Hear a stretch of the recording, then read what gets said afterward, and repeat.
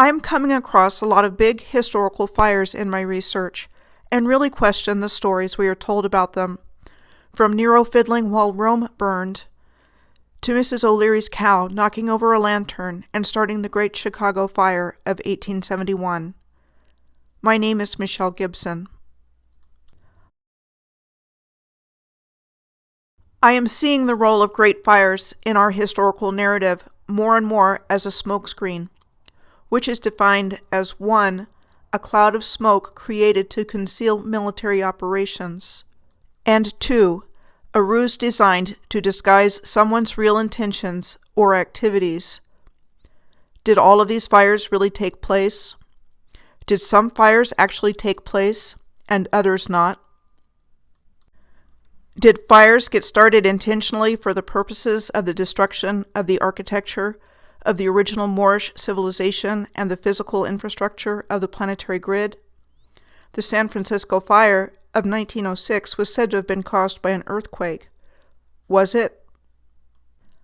Looking at the list, I have picked just a handful, as there are well over 200 recorded fires of cities and towns throughout history to choose from. I decided to start with the destruction of Carthage. In 146 BC, the ancient and powerful city of Carthage was systematically burned down over 17 days by the Romans at the end of the Third Punic War between Carthage and Rome, after which time it was said to have been redeveloped as Roman Carthage. Carthage was the capital city of the ancient Carthaginian civilization on the eastern side of Lake Tunis, located in what is now Tunisia. Carthage was the state of Phoenicia, which was a maritime and Mediterranean civilization said to have originated in what is now Lebanon. The ruins of ancient Carthage are located in the northern suburbs of Tunis, the capital of Tunisia. The most famous general of Carthage was Hannibal Barca, widely considered one of the greatest military commanders in history. He was perhaps best known for leading an invasion into Italy across the Alps in the Second Punic War, and with taking elephants along with him.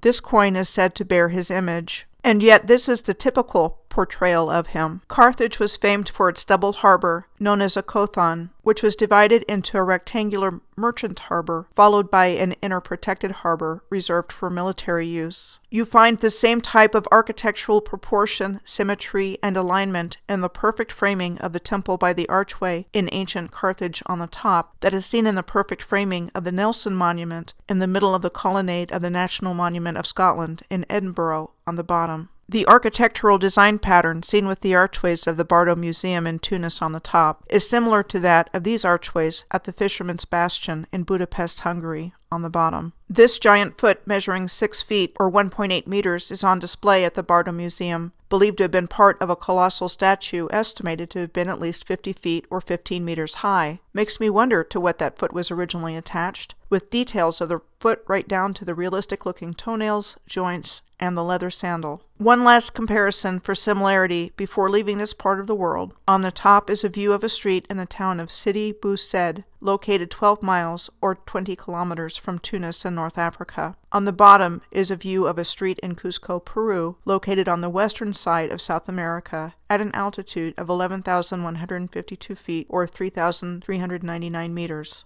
All coincidences, or all built by the same civilization using the same templates? The Great Fire of Rome in 64 AD was the one with the legend that the Emperor Nero played the fiddle while Rome burned. It was said to have started at the Circus Maximus in July of 64 AD. Altogether, it was said to have burned for 9 days, destroying 2/3 of Rome. Let's take a look at the importance of this place to ancient Rome.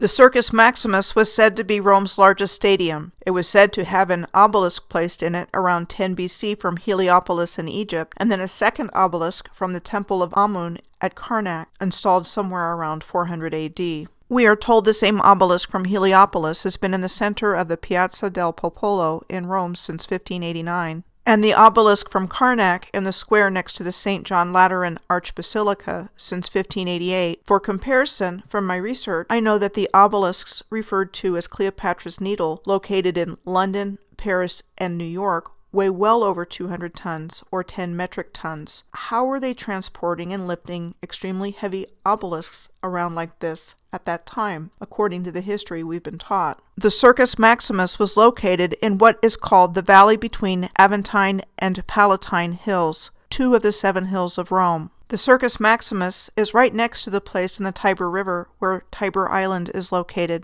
Tiber Island is the only island in Rome on the Tiber River. It is described as a boat-shaped island connected by bridges to both sides of the river since antiquity. It definitely looks like an artificial island. And is the Tiber River actually a canal? The Circus Maximus is on one side of Palatine Hill, the centermost of the 7 hills of Rome, and one of the most ancient parts of the city. The Roman Forum is on the other side of Palatine Hill. Palatine Hill was said to become the location of imperial palaces since the time of the Emperor Augustus, who reigned from 27 BC until his death in 14 AD. This is what remains of the Stadium of Domitian on Palatine Hill on the top left, which reminds me of megalithic stone circles and rows seen at the Beemore stone circles in County Tyrone, Ireland on the top right, and the Wasu stone circles in Gambia near Senegal in Africa. There's much more of historical importance to Rome in the vicinity of the Circus Maximus, including the Colosseum. What we are told in the narrative is that the fire started near the Circus Maximus in the shops where flammable goods were stored, and the fire expanded through narrow, twisted streets and closely located apartment blocks. Looters and arsonists were reported to have acted to spread the fire or to prevent measures from being taken to put out the fire. Yet it certainly looks like this part of Rome around the Circus Maximus was a very special place held in high regard and the home of its emperors. It does not fit the description of a residential neighborhood for the masses of its citizenry that is described in the narrative. In 532 AD, we are told that the Nika riots took place in Constantinople, now Istanbul in Turkey, starting as a conflict over chariot racing and ending up as a violent riot against the Emperor Justinian. As a result, we are told, half of Constantinople was burned or destroyed, and tens of thousands of people were killed. The rioting started at the Hippodrome, shown in the lower left side of this diagram. The Hippodrome of Constantinople just happens to look like the Circus Maximus in Rome, including the presence of obelisks. Unlike Rome, however, 2 obelisks remain in the original location of the Hippodrome in Istanbul, which is now called the Sultanahmet Square.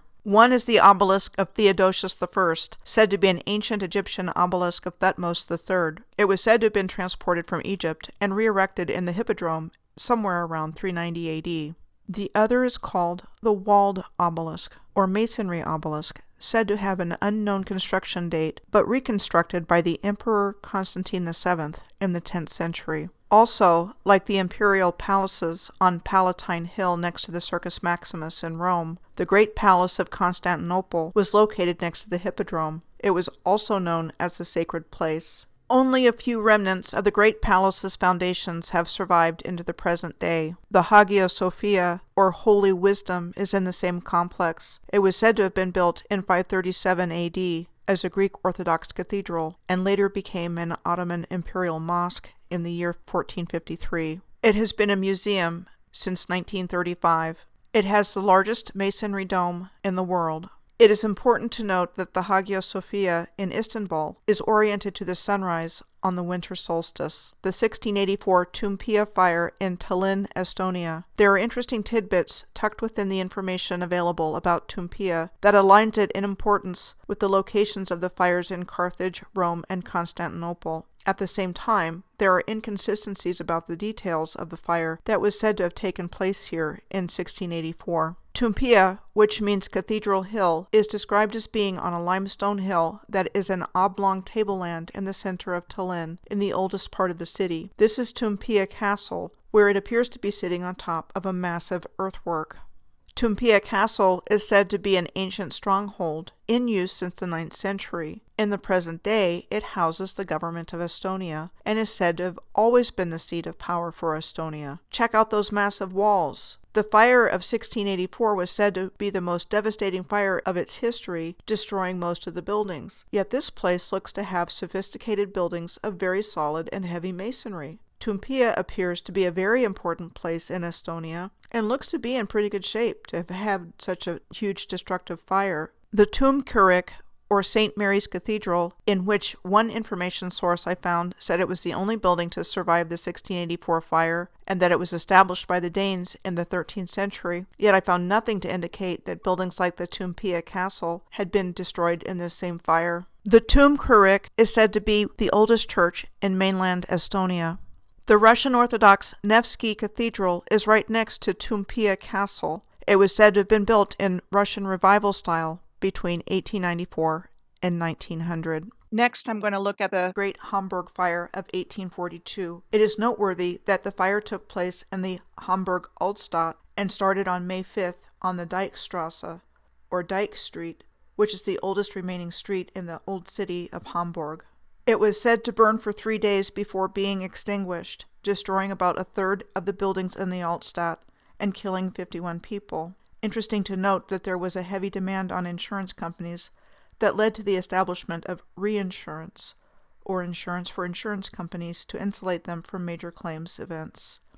I wonder how this factors into the fire. The fire was said to have begun in Edward Cohen's cigar factory, and that it quickly spread through the wooden, half-timbered buildings of Hamburg. The Great Fire was also said to have destroyed the city's town hall, which was said to have been rebuilt starting in 1886 and opening in 1897, and the Nikolaikirche, or Church of St. Nicholas, which was said to have been rebuilt by 1874. Here's another view of the Nikolaikirche in the Hamburg Altstadt, with a beautiful stone and brick masonry bridge, as well as other beautiful infrastructure combining stone and brick. Other interesting architecture of Hamburg includes this location with buildings on what looks like an artificial island, situated in the middle of a canal, connected by bridges to the towering buildings on both sides of it. And this massive building in Hamburg, perfectly framed by an archway, just like the ancient temple in Carthage, perfectly framed by the archway. On an interesting side note, the first railway line in Hamburg between Hamburg and Bergedorf was opened on May 5, 1842, on the exact same day the Great Fire started.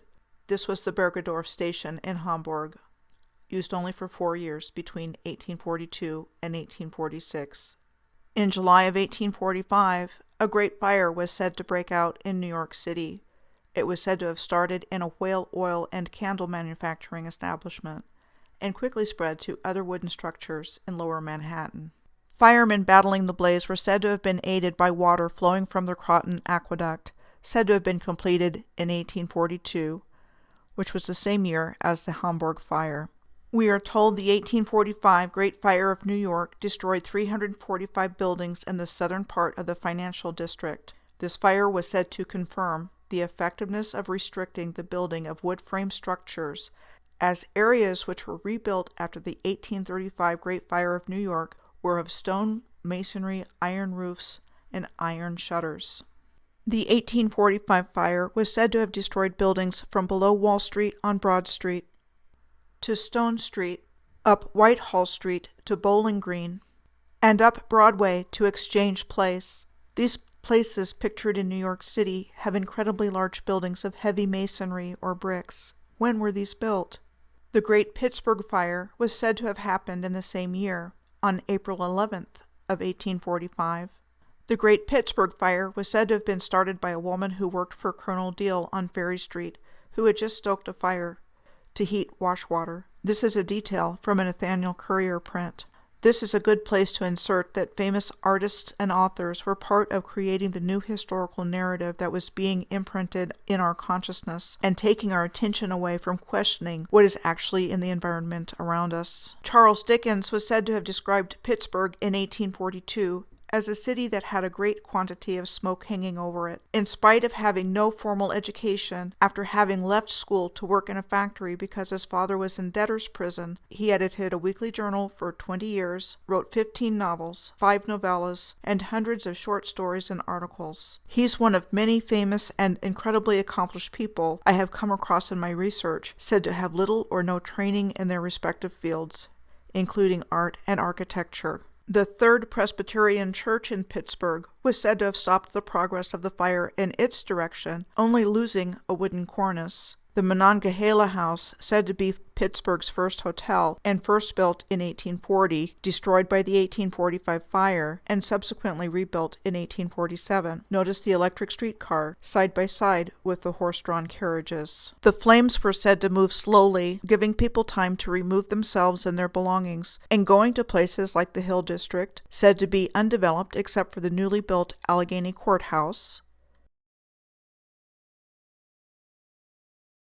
crossing the Monongahela River at the bridge there, which is now called the Smithfield Street Bridge. When the fire ended the next day, it was said to have destroyed 1/3 of the city, leaving scattered chimneys and walls in the ruins, and it was said, inexplicably, there were occasional buildings left untouched amidst the destruction. The Great Fire of Bucharest, in what is now Romania, took place in March of 1847, and was said to be the largest conflagration ever in Bucharest, destroying 1,850 buildings, and 1/3 of the city in its richest and most populated part. So far, all of these fires except the 1845 Great Fire of New York City were said to have destroyed 1/3 of their respective cities. It was said to have started near the St. Demetrius Church, burning the Mahalla, or neighborhood of St. Demetrius. The word Mahalla is said to be Arabic in origin, in Eastern Europe, and burned the commercial streets of what is now called the Strada Francesa, the Strada Smardan, the Lipscani,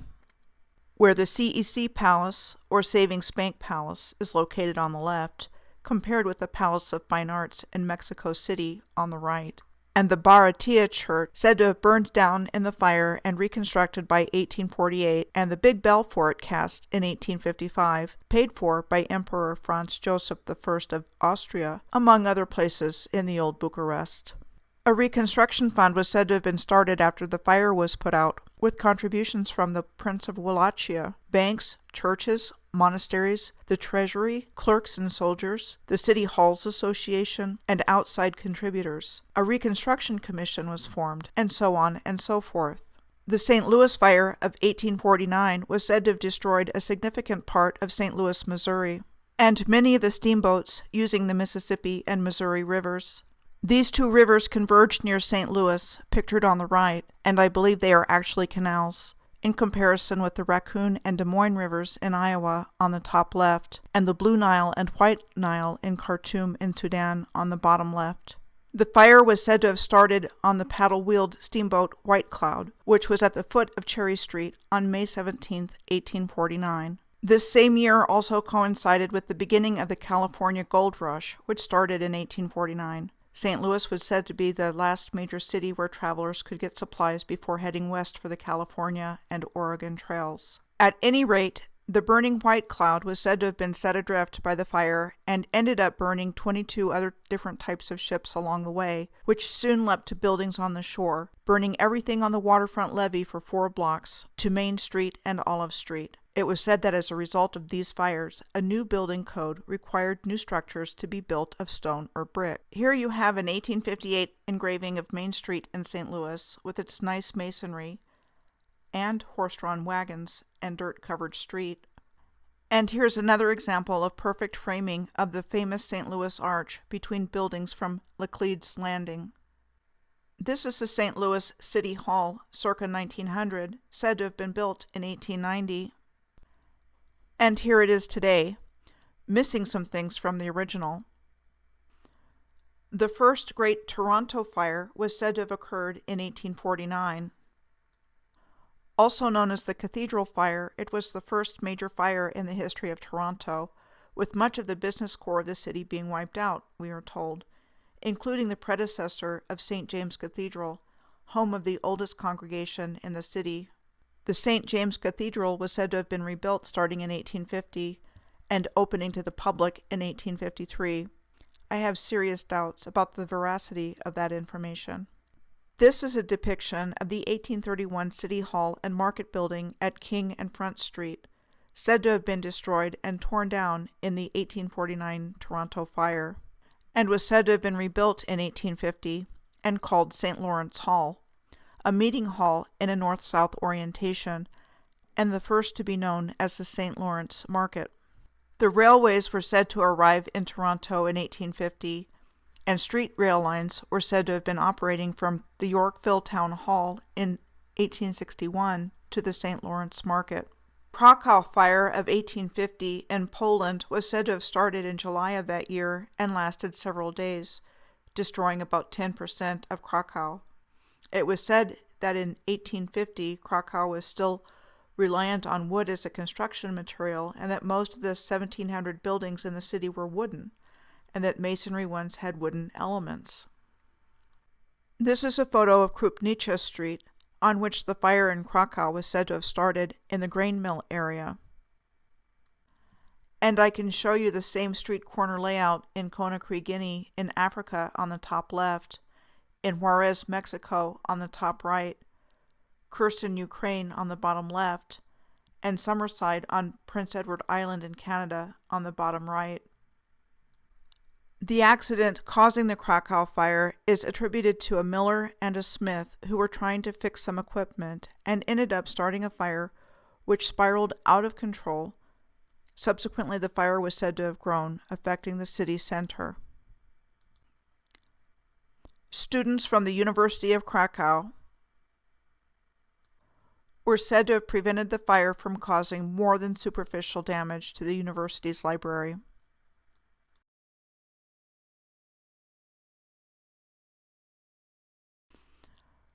Buildings said to be damaged or destroyed by this fire were the Krakow Bishop's Palace, the Wielopolski Palace,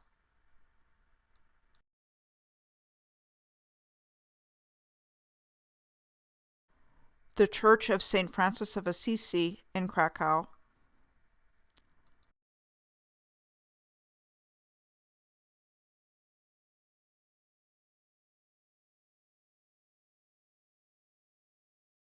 and the Basilica of Holy Trinity in Krakow. The fire was said to have caused economic stagnation in Krakow, the final establishment of firefighting service in 1865, and final restoration of affected buildings finishing in 1912.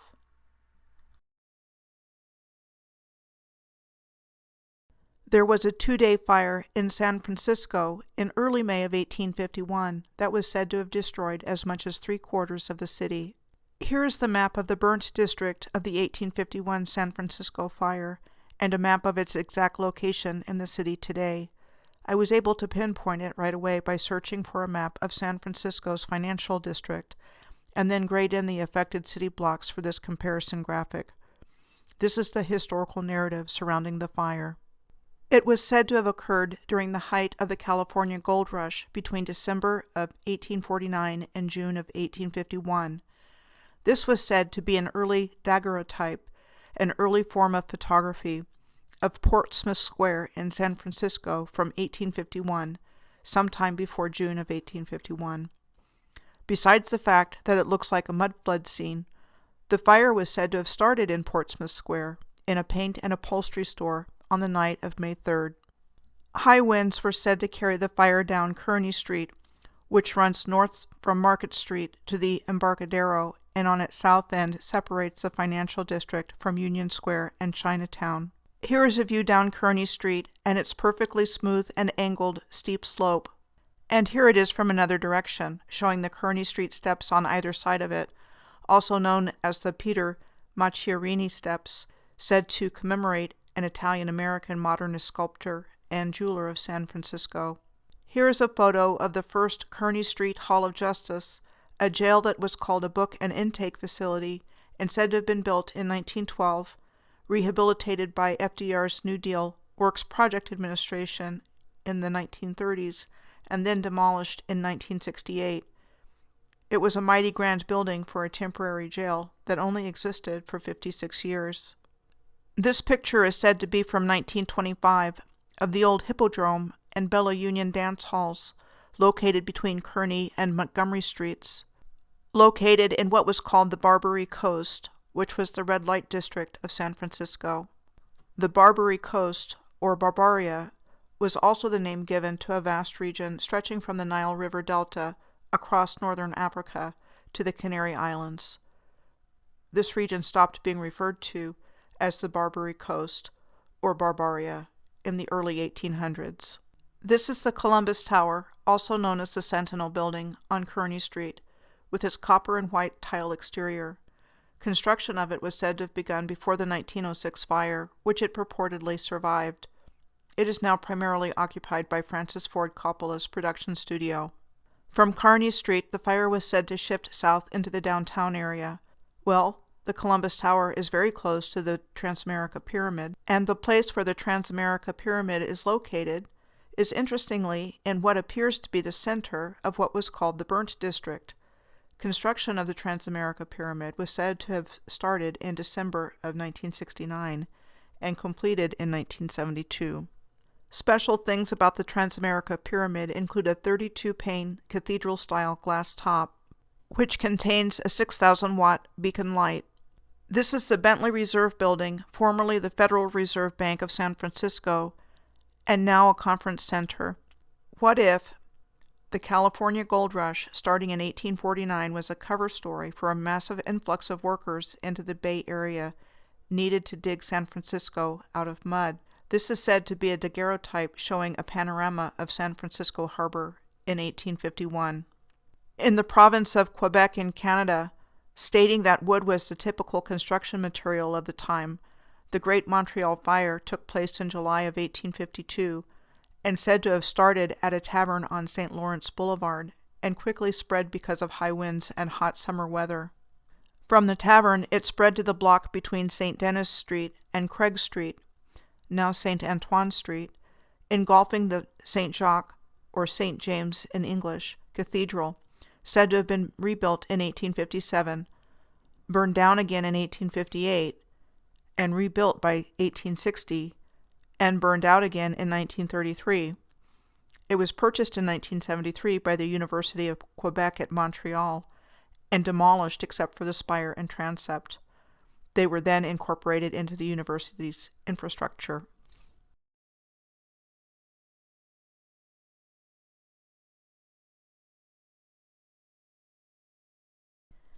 St. Jacques Cathedral was directly connected to the Barry de Montigny metro station. Here are some historical photos of what is described as the construction of this metro station in 1964. Is this new construction going on here, or excavation? St. Jacques Cathedral was also connected to Montreal's underground city, a series of office towers, hotels, shopping centers, residential and commercial complexes, convention halls, universities, and performing arts venues that are connected underground in the heart of downtown Montreal, all of which is completely integrated with Montreal's metro system. The fire spread to the Montreal General Hospital on Dorchester Street on Mont Royal, said to have been built in 1822, and the Theatre Royal. We are told within hours, 1/4 of Montreal, the oldest part of Montreal, was destroyed. Here are some of the sights of old Montreal today, with its masonry buildings and slanted streets. One more thing before leaving old Montreal that I would like to share is the presence of an obelisk there. It was said to have been made from a block of granite that stands 41 feet or 12.5 meters above its base and commemorates the establishment of the settlement and fort of Fort Ville-Marie in May of 1642. In New Zealand, there was a fire in Auckland in 1858. Auckland is located in the northern part of the North Island and is New Zealand's largest city. It was said to have been founded in 1840. The 1858 fire was said to have destroyed about 50 buildings on High Street.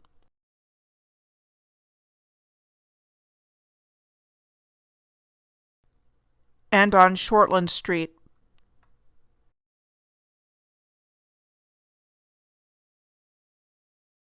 After this fire, we are told the commercial district of Auckland began to shift towards Queen Street, named after Queen Victoria. This is the Auckland Town Hall on Queen Street, with construction of it said to have started in 1909. The Auckland Ferry Building, said to have been built between 1909 and 1912. And the Britomart Transport Center at the foot of Queen Street. The Britomart Transport Center is a public transport hub in Auckland's Central Business District and the northern terminus of the North Island Main Trunk Railway Line. The building was said to have originally been a post office built in 1911. We are told the electric tram system arrived on Queen Street in Auckland in 1900, and use of this system was discontinued in 1956. The Great Fire of Troy in eastern New York State near Albany and Schenectady was said to have taken place in 1862, This would have happened during the time frame of the American Civil War and was caused by a spark from the engine of a train that caused the Green Island Bridge to catch on fire, and which quickly spread from gale force winds. Here's the bridge depicted as a wooden structure. But wait, here's a postcard showing the Green Island Bridge as a steel truss bridge. Troy's Union Station, or depot, was said to have burned down and rebuilt in this form by 1900, only to be torn down in 1958. There was even a subway station there. The Rensselaer Polytech Institute in Troy was said to have been founded in 1824 and is the oldest continuously operating technological university in the English-speaking world and the Americas. The physical plant of this university was said to have been completely destroyed by this fire, and that when it was rebuilt, all of the buildings steadily moved east, up the hill overlooking Troy and the Hudson River. Next, I would like to look at 3 fires that have come to us in history as acts of war during the American Civil War. The first was the burning of Atlanta, which we are told took place in 1864. Atlanta was an important rail and commercial center at the time of the Civil War. General Sherman and his Union forces, we are taught, captured the city of Atlanta on September 2nd of 1864 and occupied it from then until November of 1864.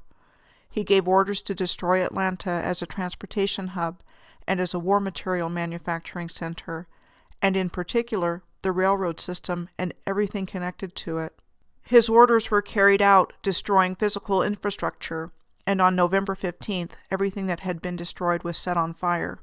Columbia, the capital of South Carolina, was said to be an important political and supply center for the Confederacy. Rail lines were said to have reached the city in the 1840s, and the railroad lines going through there were primarily concerned with transporting cotton bales. Columbia was said to have surrendered to General Sherman on February 17, 1865, after the Battle of Rivers Bridge. On the same day, the fires started, burning much of Columbia, though there is disagreement between historians regarding whether or not the fires on that day were accidental or intentional. However, the next day, General Sherman's forces destroyed anything of military value, including railroad depots, warehouses, arsenals, and machine shops.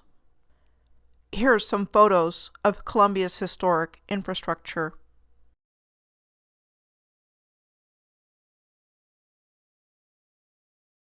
The third major Civil War fire was the April of 1865 burning of Richmond, the capital of Virginia and of the Confederate States of America.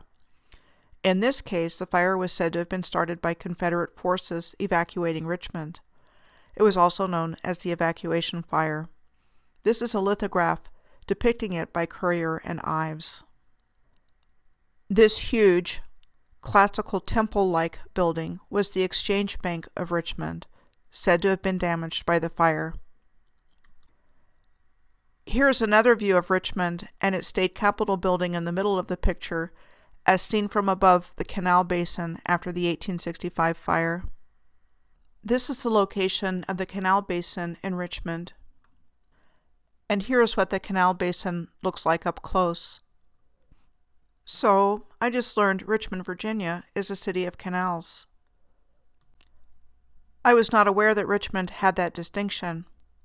But then again, I am finding a lot of places that do have it in my research. Richmond was also a transportation hub and the terminus of 5 railroad lines. It looks like there were 2 named star forts on this map of Richmond and the surrounding areas, Fort Johnston and Fort Jackson, and possibly many more that don't have names that are depicted as various shapes in the landscape. There are suspicious elements going on in these 3 Civil War fires. Intentional destruction of infrastructure of these transportation hubs, especially rail lines, but so much more than that. What was really going on here? I don't think the answer to these questions can be found in the books of the history we have been taught. The Great Chicago Fire was said to have started on October 8th of 1871 and burned 3.3 square miles, or 9 kilometers squared, over a 3-day period. Here is another Currier and Ives print, this one depicting the Chicago Fire. from northeast across the Randolph Street Bridge. The fire was claimed to have started around 9 p.m. on October 8th in a small barn belonging to the O'Leary family, and that the shed next to the barn was the first building consumed. Here's an infographic that nicely summarizes all of the data points surrounding the Great Chicago Fire, right down to who is given credit for rebuilding after the fire. The predominance of wood buildings was one of the explanations given for creating the flammable conditions that fueled the fire. Yet here are some photographs taken after the Chicago fire showing what remained. This one is showing a ruined, yet still beautiful stone aqueduct that looks like the famous one in Segovia, Spain. Here's another one with shells of stone masonry and piles of various types of masonry. This photo is interesting. What exactly are the mule-drawn trams there for in this photo? Trying to carry on as usual, or serving some kind of other purpose after the fire's destruction? The Peshtigo fire was described as a large forest fire that took place primarily in northeastern Wisconsin. Peshtigo was the largest community in the affected area. It was the deadliest wildfire in American history, with estimated deaths of 1,500 to 2,500, though it is largely forgotten in our collective memory, unlike the Great Chicago Fire of the same day. The Great Michigan Fire of 1871 was comprised of 3 separate fires: the Port Huron Fire, the Manistee Fire, and the Holland Fire. The Port Huron Fire burned a number of cities, including Port Huron and White Rock, as well as much of the countryside of the Thumb region of Michigan. This is an historic picture of the Port Huron City Hall. What started out as a library and is now a museum in Port Huron, and the Federal Building and U.S. Courthouse in Port Huron. This is the Manistee Fire Department, said to be the oldest continuously manned fire station in the world. Interesting to note that this fire station was said to have been built in 1888, 17 years after the Manistee Fire of 1871. Then there was the Holland, Michigan Fire on the same day. Holland, Michigan looks like, well, Holland in Europe. This photo of a windmill and tulip fields was taken in Holland, Michigan. Lastly, south of Chicago, in Urbana, Illinois, there was a fire on the very next day, October 9, 1871, destroying part of its downtown area. The 2 buildings said to have survived the fire in downtown Urbana are the what is now called the Cinema Gallery and the Tiernan Building. Here's a picture of Main Street in Urbana's downtown today on the top, compared with an historical picture of the same place, with what looks to be very similar buildings on the bottom. I'm not sure exactly where this location is in relationship to where the fire was, but the fire was said to consume much of Main Street. The 1906 earthquake and Great Fire of San Francisco contains all of the elements of the modus operandi of the reset to a new false historical narrative from the original worldwide advanced civilization, and concerning how the new narrative was superimposed on top of existing infrastructure. This is what we're told about this famous historical event. A very large earthquake struck the coast of Northern California early in the morning of Wednesday, April 18th of 1906. High-intensity shaking was felt from Eureka, California, which is the principal city of what is called the Redwood Empire region of California, and the largest coastal city between San Francisco and Portland, Oregon. This is the main channel leading into Humboldt Bay and Eureka on the top left, compared with the channel at Port Mansfield in South Texas near Port Isabel, Texas on the Gulf of Mexico, the channel leading into Venice, Florida on the Gulf of Mexico, and the south inlet of the Grand Lucayan Waterway on Grand Bahama Island in the Caribbean Sea. The headquarters of the Six Rivers National Forest are in Eureka, of which a section is pictured on the top left, compared with the confluences of the Mississippi and Missouri rivers near St. Louis on the top right, of the Raccoon and Des Moines rivers near Des Moines, Iowa on the bottom left, and of the Blue Nile and White Nile near Khartoum in the African country of Sudan on the bottom right. The Carson Mansion is a nationally recognized landmark in Eureka, said to have been built starting in 1884 and completed in 1886 for lumber baron William Carson. It has been a private club since 1950 and is not open to the general public. William Carson was said to have arrived in San Francisco in 1849 from New Brunswick in Canada with a group of other woodsmen. In 1850, he and Jerry Whitmore were said to have felled a tree, the first for commercial purposes on Humboldt Bay. In 1854, he was said to have shipped the first loads of redwood timber to San Francisco, and in 1863, he and John Dolbear formed the Dolbear and Carson Lumber Company. William Carson was also said to have been involved with the founding of the Eel River and Eureka Railroad in November of 1882, along with a man named John Vance. Its service was said to have been stopped for safety reasons between 1996 and 1997. Here is a building in Old Town Eureka on the top left, which was said to be known for its Victorian architecture, compared with Fort Madison in Iowa on the top right, and Kherson, Ukraine on the bottom. The high-intensity shaking was said to have been felt to the Salinas Valley, an agricultural region south of the San Francisco Bay Area, and one of the most productive agricultural regions in California. Initially, the epicenter of the earthquake was said to be in Olema, in the Point Reyes area. This is Arch Rock at Sculptured Beach on Point Reyes. Arch Rock, and Sculptured Beach for that matter, are cover-up code words for ancient infrastructure that we are told is natural. There are similar features to Arch Rock on Point Reyes in many different places, like Hollow Rock Beach on Grand Portage Island off the coast of Minnesota and Lake Superior. This is Durdle Door in England on the winter solstice. These archways are what I would consider ancient infrastructure, placed precisely a certain way in the landscape for the alignment of heaven and earth, and are not the result of natural and random processes, as we have been led to believe. And here's Keyhole Rock on Pfeiffer Beach in California, also on the winter solstice. These archways represent intentional terraforming of the earth from ancient times by master builders to create harmony, beauty, and balance based on geometric and astronomical principles.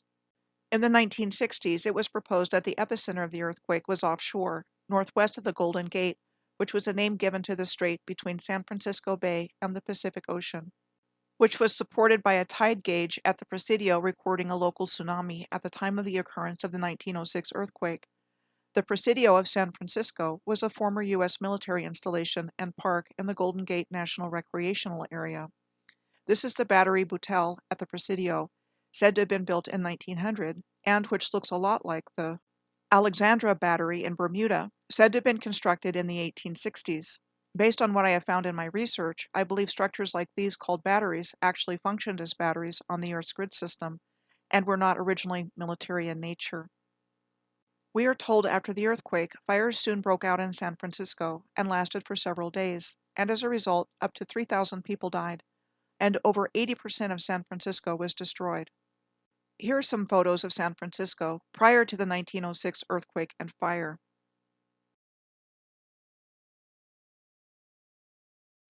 And photos taken at the time everything was happening. I find it interesting to note the photos showing well-dressed people that seem to be calmly hanging out in the midst of all this destruction.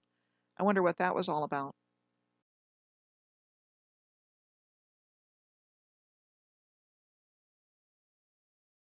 We are told that up to 300,000 people were left homeless out of a population of 410,000. Half of those evacuated were said to have fled across the San Francisco Bay to Oakland and Berkeley, apparently with the help of the Southern Pacific Railroad running 1,400 trains starting 45 minutes after the earthquake occurred, in the midst of chaos and destruction for the next 5 days. Notwithstanding this train said to have been overturned at Point Reyes by the earthquake, with the surreal-looking young girl and dog standing beside it. And leaving San Francisco by ferry. This is the San Francisco Ferry Building, said to have been designed by architect Arthur Page Brown in 1892 and completed in 1898. For those remaining in San Francisco, makeshift tents were said to cover places like Golden Gate Park,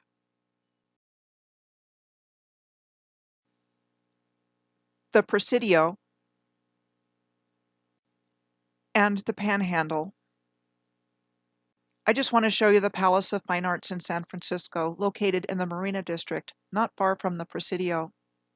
It was said to have been built for the Panama Pacific Exposition of 1915, an exposition which celebrated the city and its rise from the ashes, and one of its few surviving structures. Interesting to note such a massive engineering feat and event like this taking place during World War I, which took place between 1914 and 1918 in our historical narrative. The San Francisco earthquake and fire was said to be the first disaster of its magnitude to be documented by photography and motion picture footage.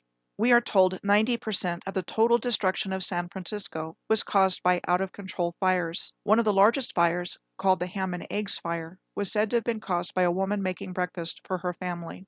This fire was said to have caused the destruction of the San Francisco City Hall, as well as the Hall of Records. This is what it looked like before and after. The Ham and Eggs Fire was also said to have destroyed the Palace Hotel. Another cause of the destructive fires was attributed to firefighters who were untrained in the use of dynamite. We are told they were trying to dynamite strategic buildings to create a firebreak, but instead caught on fire from the dynamite itself. Say what? How could that have happened? The buildings in these pictures were made from heavy stonemasonry. Most of the largest botanical collection in the West was destroyed at the California Academy of Sciences, except for 1,500 specimens that were saved by botany curator Alice Eastwood. And the laboratory of biochemist Benjamin Jacobs was destroyed in the fire, where he was researching the nutrition of everyday foods. San Francisco's fire chief, Dennis T. Sullivan, was said to have died early on from injuries sustained during the earthquake. United States troops were said to have mobilized to assist, and troops from nearby Angel Island were brought in. While the military intervention was mostly above board, there were some soldiers said to have been caught looting. Plans to rebuild San Francisco were said to have been started right away, but we are told funds were not available for at least a week because all of the major banks were where the fire was, and they had to wait for the fireproof vaults to cool down enough to access the money in them. The only money available was from the Bank of Italy, which was founded in San Francisco in October of 1904.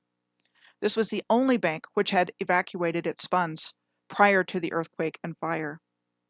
By the way, in 1929, the Bank of Italy became the Bank of America. This is a $5 national banknote issued by the Bank of Italy in 1927. National banknotes were currency banknotes issued by national banks that were chartered by the U.S. government. We are told the power of the earthquake destroyed almost all of the mansions on Nob Hill, except for the James C. Flood Mansion. Nob Hill has historically served as a center of San Francisco's upper class and is one of San Francisco's original 7 hills. Prior to the 1850s, it was called California Hill, but was renamed Nob Hill after the Central Pacific Railroad's Big Four, known as the Nabobs or Knobs, said to be an Anglo-Indian term for ostentatiously wealthy men. Their mansions in these pictures were said to have been destroyed by the earthquake.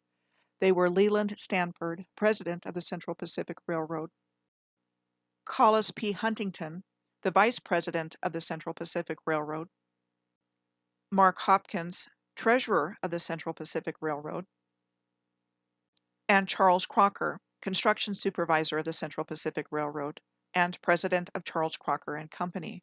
These 4 men used their immense wealth and power to dominate politics and commerce in San Francisco and California. Where did their wealth come from? We are told it came from first selling supplies for the California Gold Rush of 1849 to 1851. Then they were said to have funded the construction of the Transcontinental Railroad. When they became directors of the Central Pacific Railroad, they became immensely wealthy and the most powerful men in California. How do the great fires of history factor into all of this? I believe up until the advent of photography, the fires were a fictional device inserted into our history to create the narrative of destruction of sacred and important places. Like in Rome's Great Fire of 64 AD, it started right next to the location where Circus Maximus and the Roman imperial palaces were built. And the location of Constantinople's fire of 532 AD has similar characteristics, including the Hippodrome, which served the same purpose as the Circus Maximus in Rome, and the imperial Great Palace of Constantinople, also known as the Sacred Place. I think later fires of the 1800s, for example like the 1845 Great Fire of New York, were inserted into our history to create the narrative that wood structures burned and were replaced by heavy masonry. We are told the 1845 Great Fire of New York destroyed 345 buildings in the southern part of the financial district. This fire was said to confirm the effectiveness of restricting the building of wood frame structures, as areas which were rebuilt after the 1835 Great Fire of New York were of stone, masonry, iron roofs, and iron shutters.